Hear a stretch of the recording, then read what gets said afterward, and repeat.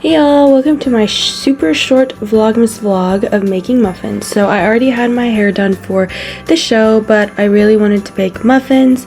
So we got started on the muffin mix. I know in a few videos ago I mentioned buying those cute little like festive wrappers. So that's kind of why I really wanted to make muffins. And I did not have like an actual bowl, so I used my rice cooker bowl.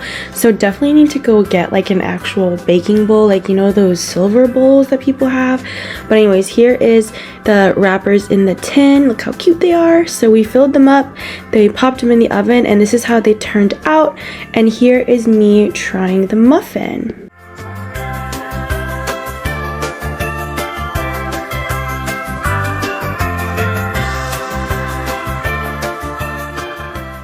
Alright, so the muffin turned out really good, so I'm really glad that I made them. And then here's a little funny camera moment, but I had two shows today. So after this I went to my first show, and then after the first show was over I came home and ate ramen. It was leftover ramen.